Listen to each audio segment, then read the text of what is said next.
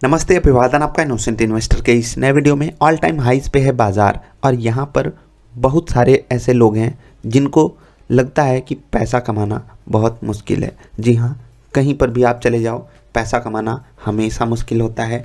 जब बाज़ार नीचे गिरने लगती है, यानी कि गिर रही होती है, यानी कि बियर मार्केट चल रही होती है, तब लोगों को इससे ज़्यादा मुश्किल लगता है पैसा कमाना। ठीक है, यहाँ पर बहुत सेंसिटिव लोग जो होते हैं, सेंसिटिव मतलब ऐसे लोग जो किसी भी इवेंट पे कुछ ज़्यादा ही रिएक्शन दे देते हैं, वो फोमो का शिकार हो करके गलत पोजीशन ले लेते हैं। लेकिन जो लोग सेंसिबल होते हैं, जो लोग तरीके से काम करना जानते हैं, उनको पता है यहाँ पर हमको सेलेक्टिव होना चाहिए। और अगर आप सेलेक्टिव हो, ठीक है, अगर आप सेलेक्टिव हो तो ऐसी बाज़ार में भी आप पैसे कमा सकते हो, चाहे कितनी भी ऊपर बाज़ार जा रही हो। क्योंकि अगर बाज़ार ऊपर जा रही है तो उसको कोई ना कोई स्टॉक सपोर्ट कर रहा होगा, तभी वो ऊपर जा रही है। और जब कोई स्टॉक उसको सपोर्ट कर रहा है, इसका मतलब उस स्टॉक में अगर आपकी पोजीशन हो तो आप प्रॉफिट कमा सकते हो। अब कहना तो आसान है, क्या हम लोग ये सच में कर सकते हैं? जी हाँ, चीज़ें होती हैं, लेकिन किसके साथ, उसको मैं समझाने के लिए आपको एक स्टॉक दिखाता हूँ, रिलायंस। ठीक है, बहुत महीने पहले मैंने आपको एक चीज़ दिखाई थी रिलायंस के बारे में कि भाई साहब, जब ये स्टॉक चला है यहाँ 17 के बाद से, ठीक है, 17 के बाद से जब चला है, उसके बाद जो इसमें रिटर्न आया वो लोगों को बहुत अच्छा लगा। लेकिन उनको ये नहीं पता कि ये स्टॉक कब से उसी प्राइस पे रुला रहा था। आप 2008 जा कर के देख लो, वहाँ पर इस स्टॉक का प्राइस क्या था और फिर 2017 में इस स्टॉक का प्राइस क्या था। ठीक है, तो इस स्टॉक ने लोगों को बहुत रुलाया है, बहुत ज़्यादा रुलाया है। जो स्टॉक आज इस देश का सबसे बड़ा स्टॉक है, उसने पूरे के पूरे एक डेकेड तक, 10 साल कम नहीं होते, अपने इन्वेस्टर्स को रुलाया है। ठीक है, और जो उसमें 10 साल समय दिया है, वो इस रैली में पार्टिसिपेट करना डिजर्व करता है और सिर्फ वही कर भी सकता है। किसी का तुक्का लग जाए बात अलग है, बाकी आपको कोई भी ये नहीं बता सकता कि यहाँ पर रिलायंस खरीदना है और मे बी यहाँ पर बेच देना है या यहाँ पर बेच देना है। मतलब ये आपको कोई भी टेक्निकल इंडिकेटर कोई कुछ नहीं बता सकता।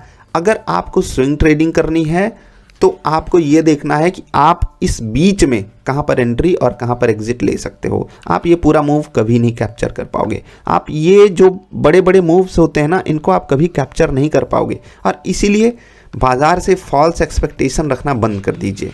ठीक है, बहुत सारे लोग रखते हो, इसीलिए आपको बता रहा हूँ। लेकिन अगर आप मुझको देखते हो, ठीक है, तो मैं इतनी उम्मीद आपसे करता हूँ कि आपकी इस बाज़ार से अब कोई फॉल्स एक्सपेक्टेशन नहीं बची है। बस मैं सिर्फ इतना चाहता हूँ। और मुझे वही लोग चाहिए, सिर्फ वही लोग चाहिए जो सच में इस बाज़ार से रेशनल माइंडसेट के साथ अपने पैसे को निकाल सकें, बस। ठीक है, हम बाज़ार से क्या चाहते हैं कि आप चाहे ऑल टाइम हाइज पे हो, चाहे भगवान न करें ऑल टाइम लोज पे हो। ऑल टाइम लोज तो जैसा कुछ होता नहीं है, लेकिन सिर्फ मैं बता रहा हूँ कि कुछ भी कंडीशन हो बाज़ार में, मेरी एक्सपेक्टेशन हमेशा रेशनल होगी। मैं वही बात सोचूंगा जो कहते हैं ना कि भाई वो वाली बात करो जो समझ में आए। ठीक है, ऐसी बात ना करो हवा हवाई की जो समझ में ही ना आए।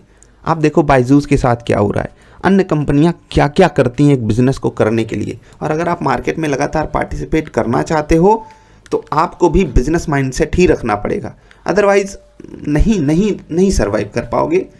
इतनी बात मेरी मान लो।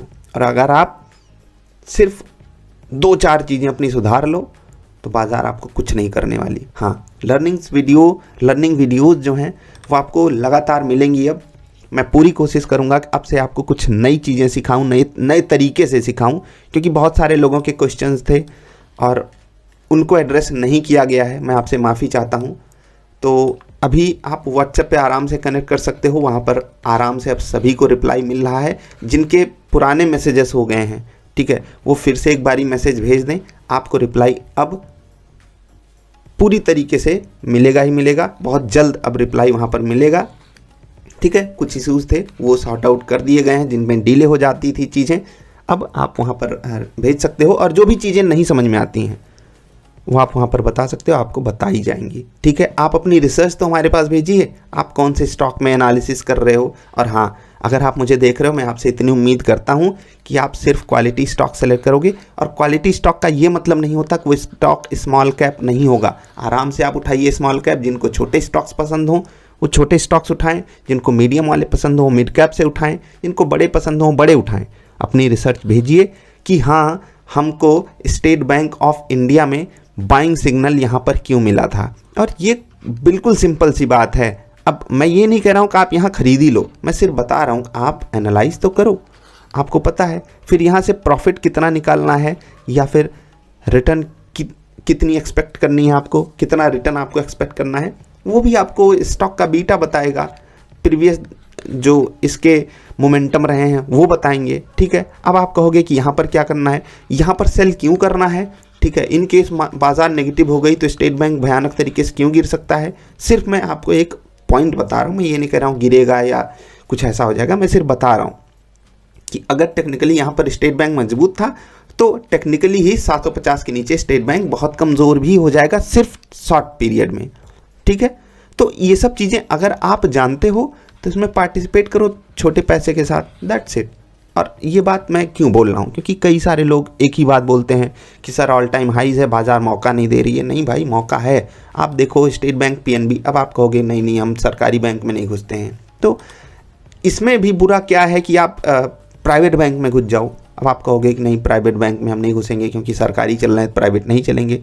तो क्यों नहीं, आपके पास टाटा मोटर्स है। मैं मजाक कर रहा हूँ कि होना ही चाहिए, मैं सिर्फ ये बता रहा हूँ कि कुछ एक प्राइस था ना यहाँ पर भी जो टेक्निकली काफ़ी स्ट्रॉन्ग कर रहा था इस स्टॉक को। ठीक है, स्विंग ट्रेडर्स के लिए मैं बता रहा हूँ, और ये सब चीज़ें हमने डिस्कस करी है।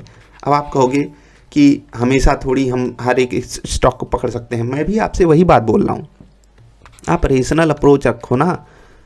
अब रेशनल अप्रोच होती क्या है, इसको मैं ऐसे समझाता हूँ कि आपको 10 अपॉर्चुनिटीज़ दिखी। ठीक है, आप उनमें से 5 जगह एंट्री लिए और उनमें से आपको 3 जगह टारगेट चाहिए। ठीक है, तो आप बढ़िया वाले प्रॉफिट में होगे। अगर 2 जगह टारगेट आया और 3 स्टॉप लॉस आया तो आप नो प्रॉफिट नो लॉस में रहोगे। बस ये आपको रखना है, और ये कैसे हो पाएगा जब आप प्रॉपर रिस्क मैनेजमेंट करते हो। ठीक है, यही तो मैं आपको सिखाता हूँ। बस अपनी स्ट्रैटेजी लगाना तो सीखिए। आप बताइए स्टॉक्स के बारे में, आपका कौन सा स्टॉक है, आप किस पे रिसर्च कर रहे हो और क्या सोच के ले रहे हो, तो आपको वहाँ पर बता दिया जाएगा कि हाँ ये चीज़ आप टेक्निकली सही कर रहे हो, ये चीज़ आप टेक्निकली गलत कर रहे हो। That's it. सिर्फ लर्निंग्स पे फोकस करो, अर्निंग्स अपने आप आती हैं भाई। उस पर मैं किसी को ढकेलता ही नहीं हूँ कि नहीं नहीं इतना पैसा कमाना है, ये करना है, ऐसा करना है, वैसा करना है, करोड़ों अरबों खरबों, ये सब की बात होती नहीं कभी। सिर्फ इतनी बात होती है कि आप रिस्क रिवॉर्ड मैनेज कर रहे हो या नहीं, स्टॉप लॉसेस के साथ खेलना सीख रहे हो या नहीं। अगर आप इतनी चीज़ें सीख लेते हो, यकीन मानो बाजार कहीं पर भी हो आपको पार्टिसिपेट करने में मज़ा आएगा। एक और स्टॉक आपको दिखाता हूँ, इंडियन होटल। देखो रिलायंस जैसी कहानी यहाँ पर भी है। अभी देखो आपको ये स्टॉक पिछले 1 साल में, ठीक है, पिछले 1 साल में बहुत भयंकर रिटर्न दिया है। खासकर नवंबर के बाद से आप देखो 380 वाला अभी 580 के ऊपर है। 200 रुपये भाग गया ये स्टॉक बहुत ही छोटे टाइम फ्रेम में। अब आपको लगेगा तो बहुत अच्छा स्टॉक है भाई, नहीं, मैं आपको पीछे चल के दिखाता हूँ। मैं ये नहीं कह रहा हूँ ये स्टॉक बुरा है, मैं कह रहा हूँ ये भी चीज़ देख लो, तभी आपका माइंडसेट सही से इस स्टॉक में लगेगा, नहीं तो आप गलत ही तरीका समझ लोगे इसमें। ठीक है, अभी मैं यहाँ पर मंथली कैंडल लगा देता हूँ, फिर आपको पूरी कहानी समझ में आ जाएगी। देखो ये स्टॉक अभी कहाँ खड़ा है, 594 पे। ये पिछले 3 सालों की कहानी है। 2020 80 रुपये, और अभी वो वहाँ से लगभग 7 टाइम्स ऊपर है। ठीक है, 2020 कोविड 7 टाइम्स ऊपर है। उससे पहले देख लो 2008 में ये स्टॉक था 120, और फिर 2020 में यानी 12 साल बाद उससे भी नीचे था। तो ये सब लॉन्ग टर्म स्टोरीज़ हैं जिनमें बहुत तकलीफ़ होती है, लेकिन जब वो रिटर्न देते हैं तो वही लोग डिज़र्व करते हैं। हम ये इतना तो हम कभी नहीं डिज़र्व करते ना, हम 80 90 100 पे ख़रीदें और 500 तक बैठे रह जाएं। इसीलिए तो आपको स्मार्ट SIP करने को बोला जाता है, सही स्टॉक्स को लंबे समय के लिए होल्ड करने के लिए बोला जाता है। ठीक, तो इन्वेस्टमेंट की कहानी इस तरीके से चलती है, और ट्रेडिंग की कहानी ट्रेडिंग में थोड़ा सा आपको ज़्यादा पार्टिसिपेट करना होता है, इसीलिए वहाँ पर जो रेशनल अप्रोच होती है वो ज़्यादा ही कारगर साबित होती है। बस यही सब चीज़ें थी। बाकी आप व्हाट्सएप पे मैसेजेस भेज सकते हो, आपको रिप्लाई मिलेगा अच्छे से। और क्या करना है, और पार्टिसिपेट करते रहना है, चाहे बाजार हाइज पे हो चाहे लोज पे हो। और हाइज पे है तो आप सभी को शुभकामनाएं। जब बाजार गिरेगी तो वहाँ पर अच्छी अपॉर्चुनिटीज़ आएंगी, उसके बारे में भी हम सब डिस्कस करते रहते हैं, सीखते रहते हैं। आगे आपको एजुकेशनल वीडियोस मिलेंगी सीखने वाली, जिससे हम सब बहुत कुछ सीखेंगे और धीरे धीरे करके एक अलग तरीके का बेस फिर से बनाएंगे। बेस का मतलब क्या होता है कि हो सकता है कि हमने जो पहले चीज़ें सीखी अब वो कुछ कम काम कर रही हों। जी हाँ, ये हमेशा होगा। बाज़ार की अलग अलग तरीके की साइकिल होती है, कभी कुछ चीज़ें काम अच्छा करती हैं, कभी कुछ चीज़ें अच्छा करती हैं। तो हम जो भी बैक टेस्टेड डेटा रहेगा उस पर और तरीके से आपको बताएंगे कि बाज़ार में कैसे पार्टिसिपेट करना है। और याद रखना, कोई भी चीज़ अज्यूम करके नहीं होगी, ठीक है, कि हम 5:1 का रिस्क रिवार्ड लेकर के चलेंगे तभी ये ज़्यादा अच्छा है। नहीं, हम मार्केट में देखेंगे कि क्या चीज़ सही चल रही है, और यही सबसे बड़ी गलती होती है बहुत सारे लोगों की। हम पहले से ही एक्सपेक्टेशन लगा करके आ जाते हैं। नहीं, जो बाज़ार कर रही है उसी में से हमको एक्सपेक्टेशन लगानी है, ठीक। अगर हम पहले से ही कुछ प्री कंसीव नोशन के साथ बाज़ार में आएंगी, बाज़ार धक्के मारेगी और कहेगी निकलो गेट से बाहर, तो ये सब नहीं करना है। बाकी आप सीखते रहिए, समझते रहिए, पढ़ते रहिए, क्योंकि वही एक चारा है बाज़ार में पार्टिसिपेट करने का। 1 घंटे भी डेली दे देते हो वो बहुत है, नहीं तो 15 से 20 मिनट तो आपको सीखने में देना चाहिए। और जब भी कोई स्टॉक बाई कर लो तो उसमें कन्विक्शन के साथ रहा करो, या तो वो सेल देगा या तो वो टारगेट देगा, ठीक है। लर्निंग्स का यही काम होता है कि आप घबराओ नहीं कि वो जब नीचे गिर रहा है घबरा गए, ठीक है, ऊपर जा रहा है एकदम अरे यार ज़्यादा प्रॉफिट हो गया, आप क्या करूँगा इतने पैसे का, ये सब नहीं होना चाहिए। बाकी आप समझदार हो, ठीक है। कोई सवाल सुझाव बताइएगा। अभी के लिए इतना ही।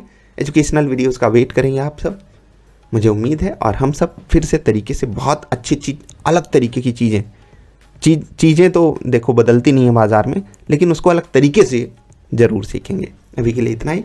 वीडियो देखने के लिए आपका आभार। नमस्कार।